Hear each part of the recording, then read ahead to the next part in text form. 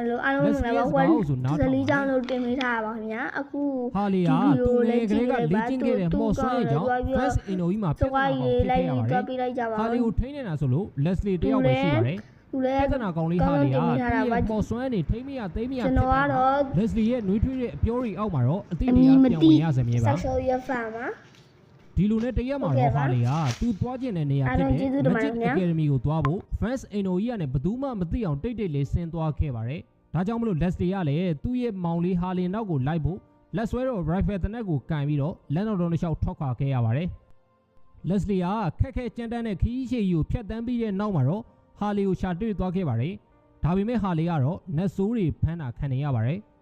ဒါကြောင့်မလို့ Leslie ကတယောက်တည်းနဲ့နတ်ဆိုးတွေကိုဝင်တိုက်ရင်းနဲ့ဒီတိုက်ပွဲမှာပဲ Leslie ရဲ့မျက်လုံးကဒဏ်ရာရသွားခဲ့တယ်လို့ဟာလီကိုလည်းကယ်တင်နိုင်ခဲ့ပါတယ်ဒါကြောင့်မလို့ကျွန်တော်တို့ဟီရိုကြီး Leslie ရဲ့မျက်လုံးဒဏ်ရာဟာသူ့ရဲ့မောင်လေးဟာလီကိုကယ်တင်ခဲ့ရတဲ့တိုက်ပွဲကနေရခဲ့တာဖြစ်ပါတယ်အဲ့ဒီရှင်အစပြီး Leslie ဟာဒဏ်ရာရနေတဲ့သူ့ရဲ့မျက်လုံးကိုမျက်စိဖုံးတက်ထားပြီးတော့ rifle သမားတယောက်ဖို့တော့မျက်လုံးမိတ်ပြီးချိန်စရာတော့မလိုတော့ဘူးဆိုပြီးတော့ရီရီမောမောပြောလို့ရှိပါတယ်နောက်ဆုံးမှာတော့ Leslie ဟာသူ့ရဲ့မောင်လေးဟာလီကို Magic Academy ကိုပို့နိုင်ခဲ့ပြီးတော့မော်ပညာတွေသင်ကြားစေပါတယ်အချိန်ကြီးကြာလာပြီးတဲ့နောက်မှာတော့လန်တော်တော်တစ်ခွင်မှာဖဲချက်တွေသုံးပြီးတော့အစွမ်းအရန်ထက်တဲ့မော်ပညာရှင်တယောက်ပေါ်ပေါက်လာခဲ့ပြီးတော့သူ့ရဲ့နောက်မှာတော့ rifle သမားတယောက်ကစောက်ရှောက်နေတယ်ဆိုတော့လူပြောများလာကြပါတယ်ဒီဟီရိုတွေကတော့ကျွန်တော်တို့ဟီရိုကြီး Leslie နဲ့ဟာလီတို့မောင်နှမဖြစ်တယ်ဆိုတာကတော့ပြောပြဖို့လိုမယ်မထင်တော့ပါဘူးဗျာ